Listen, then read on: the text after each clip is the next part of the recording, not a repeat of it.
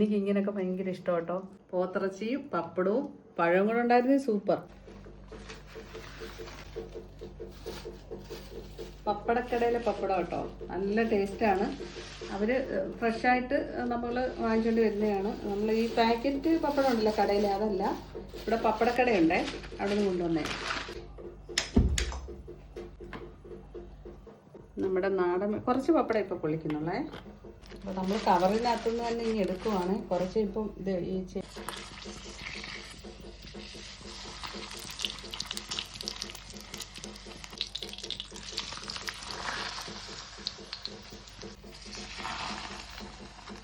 അപ്പം ഞാൻ ഈ പപ്പടം പൊള്ളിച്ചതേ എനിക്കൊരു കൊതി.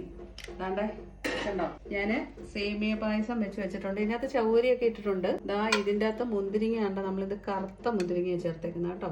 ഇത് ഞാൻ അല്ലാതെ വൈറ്റ്, ഇത് മിക്സ് അല്ല, നമ്മുടെ അല്ലാതുള്ള സേമിയാണ്. നമ്മൾ നെയ്ക്കകത്തൊക്കെ വറുത്താണ്ട് നല്ല കട്ടിയായി. അപ്പോൾ ഞാനിത് കഴിക്കാൻ പോകുന്നത് കാണിച്ചു തരാം. കട്ടിയായി കേട്ടോ, പക്ഷെ ഭയങ്കര ടേസ്റ്റാണ് കേട്ടോ.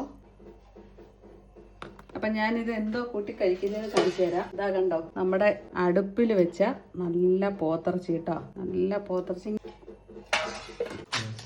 ഇങ്ങനെ നിങ്ങൾ സേമിയ കഴിച്ചിട്ടുണ്ടോ? ഉണ്ടെങ്കിൽ എനിക്ക് ഇങ്ങനെയൊക്കെ ഭയങ്കര ഇഷ്ടം കേട്ടോ.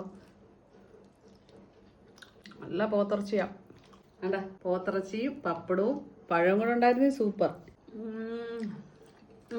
ഇങ്ങനെ കഴിച്ചിട്ടുണ്ടോ? പഴം വേണമായിരുന്നു കേട്ടോ. 2 ആഴ്ച കൊണ്ട് നമുക്ക് നല്ല പനിയൊക്കെ ഉണ്ടായിരുന്നു. ഇപ്പോൾ ഒന്ന് കുറഞ്ഞു വന്നിട്ടുണ്ട്, അതുകൊണ്ടാണ് പഴം വാങ്ങിക്കാൻ.